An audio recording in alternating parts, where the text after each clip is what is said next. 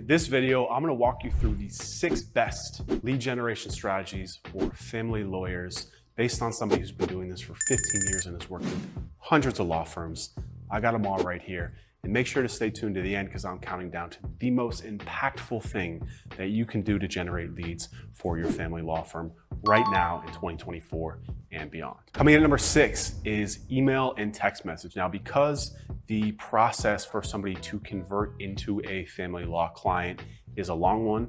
I mean, if you think about it, somebody could be looking for years in terms of searching, in terms of asking friends, reading information, articles, content, videos, whatever they can find to understand their position and their situation before they're ready to hire an attorney or actually have that conversation with an attorney. Email and text is a great way to nurture those people. So what you can do is you can create content that you can ask for somebody's email for, and you can promote it on social. You can promote it with Facebook ads to get people into the ecosystem. So if you're doing something like, 5 things to consider before hiring an attorney, or 5 things to consider if you're divorced in the state of Florida, you need to know information. You run that as an ad, you get people's email, and then you've got their information and you can send them content over a long period of time. And when they're ready, they might convert through your process. So let's talk a little bit about how to do this. So what you're gonna wanna do is, number 1 is you're gonna wanna set up some sort of email marketing platform. So at our business, we like to use ActiveCampaign. We install it for a lot of our clients. We like ActiveCampaign because it's an email marketing system, text message system, and you can also use it as a sales CRM as well, but it's very, very easy to use. It's also relatively affordable, and it's incredibly powerful in terms of the automations and sequences that you can set up. So what I always recommend is before you do this, you're gonna need some sort of informational, educational, or entertainment-based content that you're creating on a regular basis to send to your email list. Because if you don't, then it's gonna be pretty boring and you're just gonna be sending them firm updates that people aren't gonna care about. Keep in mind, in marketing and sales, people don't care about you, they care about themselves. So you need some sort of content that has value to them if you want to keep them engaged. So some easy things that you can do are just short videos, longer videos, just talking about the divorce or child custody or whatever that is process. What I like to do with some of our clients too is set up a monthly live session that's free for anyone to join that you can then record. You run it over Zoom, people ask you questions, you can then take those questions and use those for short form video content. And it's the best type of content too, because that's exactly what the market wants. And you're also providing value to the network of people who are asking you questions that are eventually going to convert and probably become clients in the long run as well. So instead of doing free consults, which I don't always advise, you can do group free consults where people can come and ask questions anonymously, of course, and you answer them so you can help them out. And then again, you can parlay that into book consults as well. But if you're able to set that up, then you've got a piece of content that you can then take and then turn into other content as well in the long run. After that, you're just going to want to set up, regular emails, weekly, bi-monthly emails that are just sending out content. Again, target that specific question. So you need to get mechanisms for people onto the email list, which again is putting content out there, getting them to opt in, build that email list, send them content. And then over time, once a quarter, once a month, you can also make them direct offers for a discounted consult because they're on the email list. So if you charge $300, you charge $200, $150, what have you, but they have to book now in order to do that. That's number 6, email and text messaging. Number 5 is content marketing. So informational queries in the family law space specifically can show a high level of intent because, like I said, it's such a long conversion process that you can get in front of people way before they're ready to convert when they're just beginning that process, and you need content in order to do that. So informational content that can be written on your blog, that can be created via video. It's really, really impactful in terms of getting people into your ecosystem and then converting them over the long haul as well. Content is also the best way to build trust with people. In here in this studio right now in the middle of a Tuesday, filming this video, not because it's something that I love doing or hearing myself talk as much as I do. It's because this is the best way for me to build a relationship with you, a family attorney, so you know that I know what I'm talking about and I can handle your business. It's the same thing with your business as well. The more content that you put out, the more of an expert that you appear to the market and to people who are eventually going to become in your ecosystem. So the biggest challenge with content in terms of how to do this is how can you create so much content? How are you going to create 10 short videos a week and long form videos and blog posts? I'm going to give you the tip that I use, and this is what I do with all of my coaching consulting clients when they're in the legal space or in the B2B marketing space, just like I am in.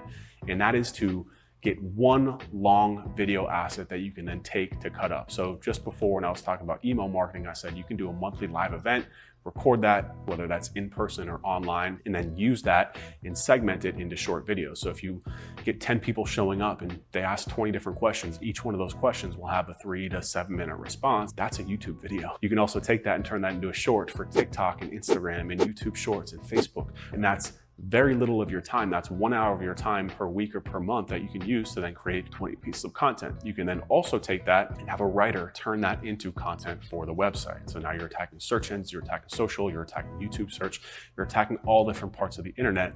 And now you've also got assets that you can send to that email list that are information and of value. So how to do this, when we do this for our clients, we start with keyword research, because keywords are kind of the building blocks of the internet, right? And we know the demand for content based on how many times per month people are searching for it. So we start by doing keyword research, and then we build it into a big list of topics into a matrix. Now, again, you could do the live Q&A like I said, or you can build a topic matrix like this before.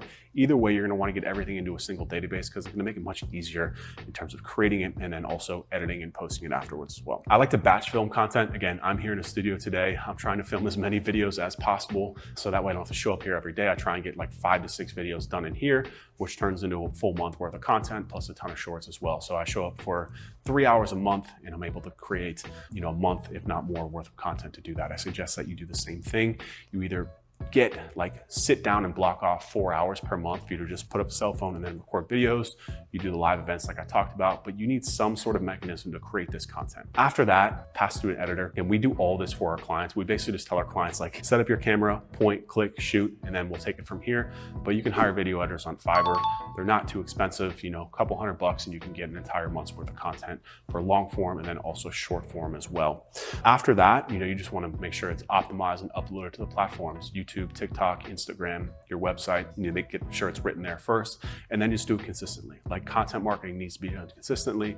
It's not something you do once and expect results. You need to do it for 3, 6, 9, 12, 18 months if you really want to hit that level of scale that you see your competitors doing and having all sorts of success. So that's number 5, and that's content marketing. Now, number 4 is meta ads. So if you're creating content, meta ads are easy, right? Because they can provide some of the cheapest cases for family lawyers on the internet. Far cheaper than what you're gonna find from Google. But the challenge is that extra payoff in the cost is the time and effort that you have to put in. Because if you don't have the right content there, a couple things can happen. One is that Meta doesn't give you the option to target people who are going through divorce.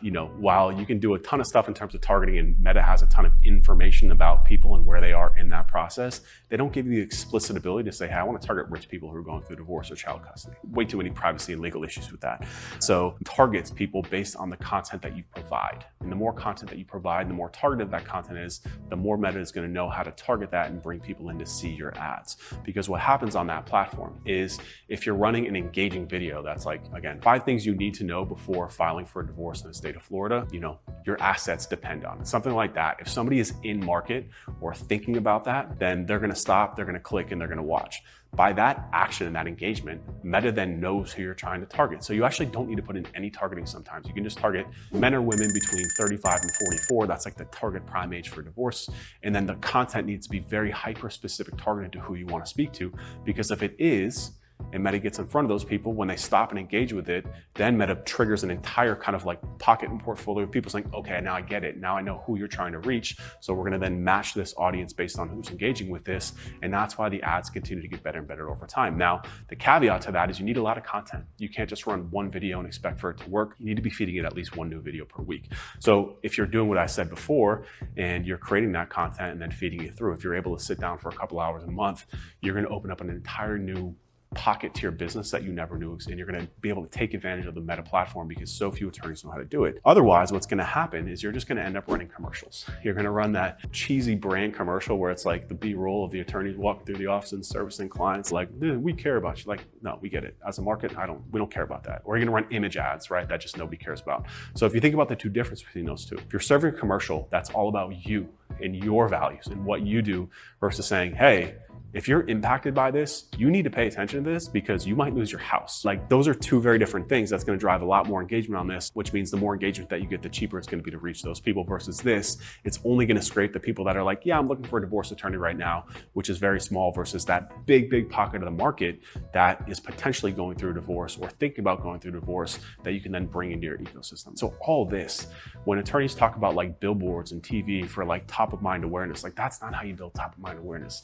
This is how you build top of mind awareness. Content, and continuously getting out in front of people in the market. So a lot of times with meta ads too, family lawyers struggle because you want to cherry pick ads. I always encourage my clients, you have to look at the macro full picture, right? What I mean by that is the full life cycle of client acquisition, because there's stages to this. There's a whole big stage where people are not in market, but they're thinking about a divorce or going through or being impacted by this. Then there's a part of the market that's actively seeking attorneys. And then after they go through the consult, trying to sign a retainer and keep them. So there's different pockets of markets that you have to focus on, and you have to be like very mindful of the full thing. So a lot of times what happens is you're too focused on the front end acquisition, which is the cost per call or the cost per lead. And it's going to be much cheaper on Meta than it is on other platforms, because you're going to have to make offers that are a little bit more aggressive for people that are out of market versus people in search marketing that are in market saying, I need an attorney. But what happens is you're going to get a lot more tire kickers, quote unquote, right? So you have to be willing to sift through those leads. Your intake has to be tight. You have to be able to qualify those leads, get them off the phone if they're not qualified, or then move them forward if they are. And you have to be able to handle a much higher volume. But if you can go through all that, your customer acquisition cost is going to be lower on Meta than it is on Google. Sometimes half as much on Meta as it is on Google, but you have to do twice as much work almost, right? In terms of the content creation and also the intake. So Meta is really good for attorneys that want to scale, or, are really looking to add an additional lead source on top of other things that they're doing. So let's talk a quick step-by-step for how to set up Meta ads properly if you're a family lawyer. So there's two stages of this. One is going to be remarketing ads. So remarketing ads are if somebody's been to your website, if they've seen some of your content before, it's reserving ads to those people, right? So if you think about like an e-commerce website, you go and you look at, water bottles, then all of a sudden you're like, how are you following me on Facebook? Well, it's because you got cookied, and they're able to then reserve you ads on that platform. So the first thing that you want to do is set up remarketing ads. You can do this with a smaller budget too, because it's a smaller audience. So again, the more content that you're creating, the bigger this audience is going to be, because the more of those people that are kind of like floating around potentially in market that you're going to be able to target, create content, remarket to those people. You're going to drive leads just off that alone. So you can be more direct with these ads too, a little bit more like commercial. So like, as a father, you need to know your rights. Book a call and like, let's talk about them, something like that, because you know that they're going to be in market based on the fact that they've been to your website or they've seen some of your content before, and your content should be qualifying them and targeting them accordingly. Now, that's not going to scale very well unless you've got a ton of traffic and a ton of eyeballs online. So the next thing that you're going to want to do is you're going to want to set up cold campaigns that are targeting new audiences. Brand new. So the way that we want to do that is, again, content that's a little bit higher up in the funnel, right? So we take that informational, educational content and we then promote that to people without making as direct of an offer. So something along the lines of like how to protect your business from a spouse, when you're fighting. So maybe we don't use the divorce words, but we try and target like, if your relationship is on the rocks, like you need to protect your assets. You need to be thinking about your assets, right? How to keep your house during a divorce, or when you're fighting with your spouse, or how to make sure that you maintain custody of your kids or get full custody of your kids. Whatever those are, like we go up in the funnel, in the intent funnel, and that's the content that we want to create there. So again, you want to make sure that you're getting at least 2 videos per month, if not 1 per week out, if you really want to keep these ads fresh and targeting through. So that's number 4, meta ads. All right, so family law lead generation tactic number 3 is going to be LSAs, or local service ads. So what I love about local service ads is that these are pay per lead or pay per action. So you're only paying per phone call. And the LSA platform also makes it pretty easy for you to dispute bad phone calls if you're getting, somebody looking for, family counseling versus a family divorce attorney. Then you can easily dispute those leads through the Google platform, which is different than pay-per-click in a lot of ways. So these are also very democratized in terms of the ad bidding. So if you're familiar with pay-per-click ads, which are pay-per-click, basically the more you spend there, the better that you're going to do. Google launched this product for small businesses to be able to run these without having to spend a ton of money. money. So it's not about how much you're willing to spend here. There's other factors that go into it. It's much more democratized in terms of how they serve these ads. So even with a smaller budget, you'll be able to show up and compete for some of these terms. Now, you do need to have reviews on your profile because, if you've seen these ads before, they have their reviews up there. And if you're able to show up and you got 5 reviews and the person underneath you has 500 reviews, that person's going to steal your phone calls from you. So reviews are really important. And then intake. You've heard me talk about this a number of times now. Intake is so important because of all the lead generation sources, these are going to probably drive the most tire kickers for you. And the reason being is because these don't show up based on specific keywords, they show up based on category. You have much less control over how and when these ads show up. So if somebody's looking for a divorce lawyer or just a lawyer and your ad shows up, they're going to call. It's the first result that shows up too. These people are doing no research. They're not reading any more information. It's just a click to call ad. So you're going to get a lot of phone calls. Your intake has to be very, very tight. Now, that being said, these are much easier to set up than paid search. A lot of the times you can do these yourself. We actually do these for free for our clients because we don't like to lie to our clients and tell you that's a lot of work. It's really not. They're pretty easy to set up, but if you don't have reviews, if you don't have good intake processes, then a lot of the times you can spin your wheels. But these phone calls for family lawyers usually come in around $100. Like it's not expensive at all. And if you've got good intake and you're closing 1 out of 3 of those into a consult, that's $300 per consult. You're breaking even on the front end of your consult, and then extremely profitable once you sign them on a retainer. So local service ads are number 3. I really love that platform as well. Lead generation tactic number 2 for family lawyers is going to be pay-per-click ads. So Google pay-per-click ads have been around for 12, 15 years now. When they first came out, it was literally like shooting fish in a barrel because they would show up right on top of searches for very, very, very high value keywords. And the cost back then was a fraction of what it is today. So the good news is for family lawyers is that these are still very affordable when you compare it to other parts of law like injury, accident, etc. So they're an extremely profitable source of leads, again, with a few caveats there that make it a little bit more complex. So unlike LSAs, local service ads, these are much more complex. You're going to need an expert to set these up for you. If you want to try and go in there and figure it out yourself, by all means, but it's very, very complex. And especially when you're spending a good amount of money on these, you want to make sure that you're setting them up and optimizing them properly. So the lead cost is very similar to LSAs, but we find that the lead quality is better here. And the reason is because, like I said, with LSAs, it shows up right on top. People click the call. You get a lot of bad phone calls there.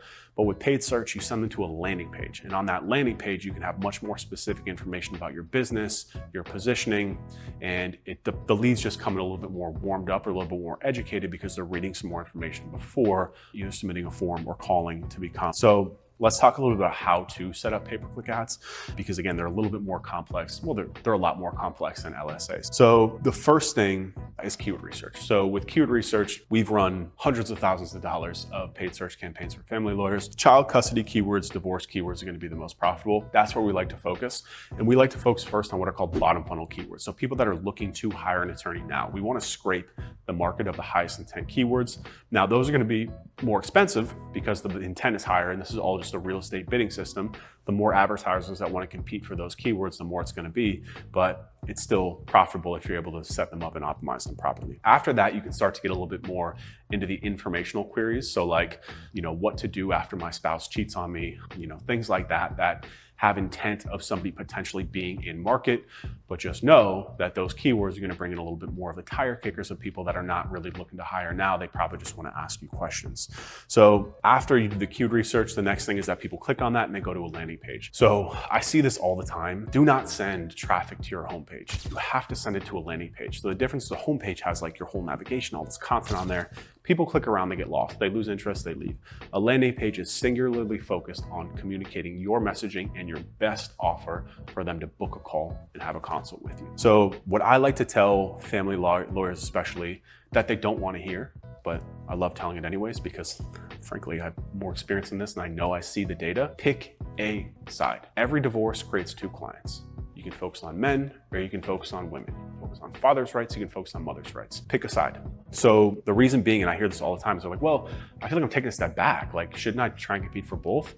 No. The same reason why we only work with law firms with our services because we're hyper specialized. I know the industry inside and out now. inside and out. I have data, I have experience. This is what we do, right? Now, that's much different than working with a e-commerce store or, even like a plastic surgeon or a dentist. It's a different process, a different type of marketing.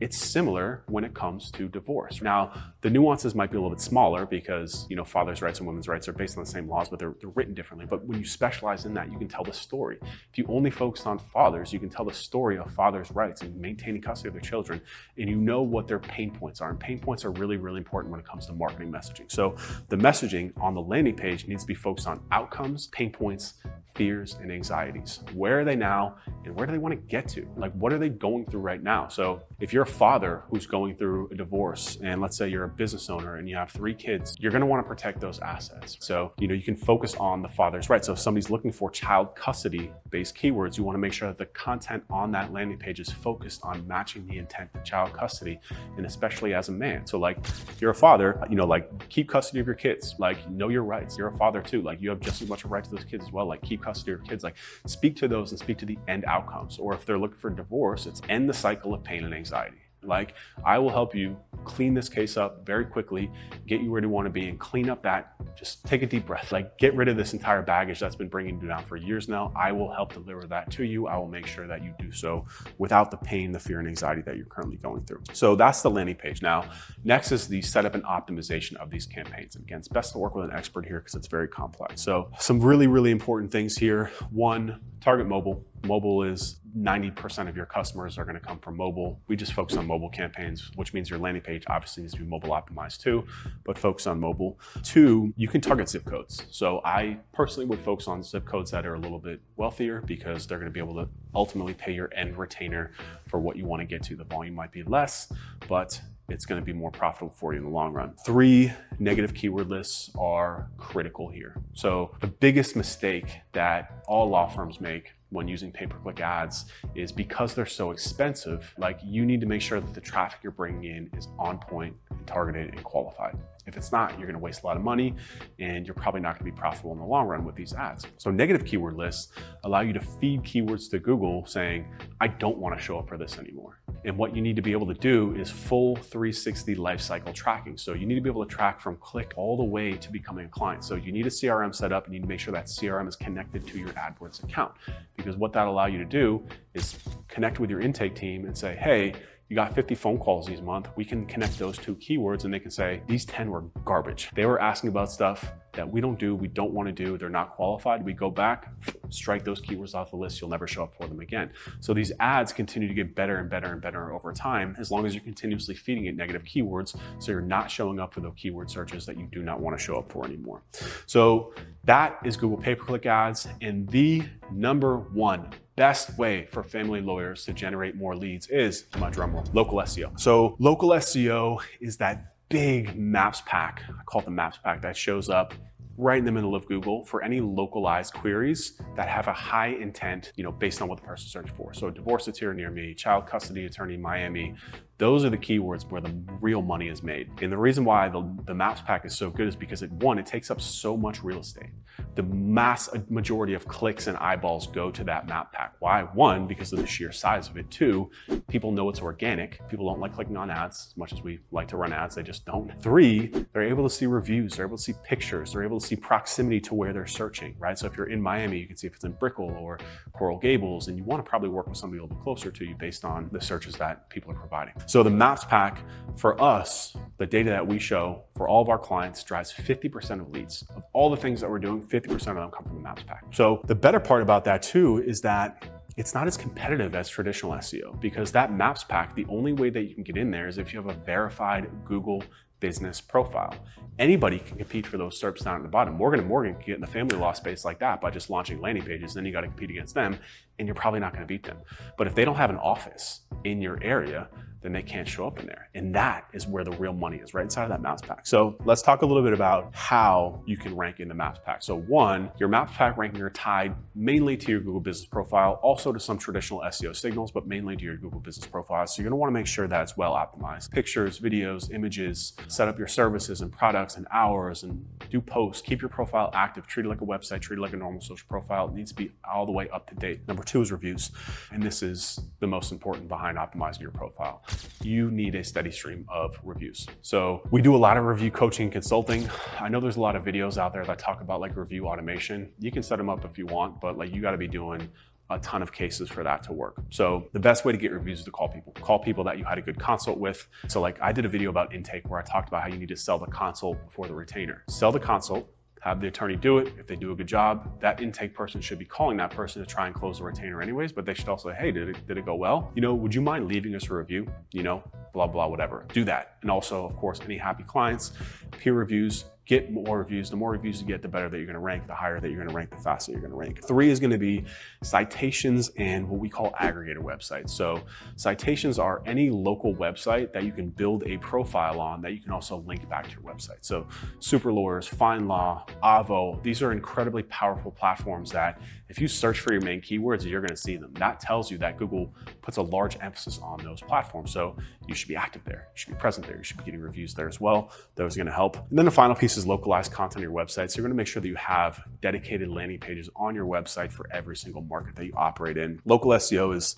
something that we specialize in. We push it on all of our clients no matter what, because it's by far and away the most impactful thing that any law firm, but specifically family lawyers, can do to generate more leads. So that's it. Those are our 6 best lead generation tactics for family law firms. If you need help with your lead generation, with your marketing, with your sales and intake, we are the agency for you. There's a link beneath this video to take you directly to my calendar. I will do an analysis of your law firm, your past marketing, your competitors, and I will overlay these tactics on top of your business, and I'll show you a forecast of exactly how much traffic and leads you could and should be getting if you're doing these things properly. So hit that link below, but call if not, like and subscribe, and I'll see you in the next video.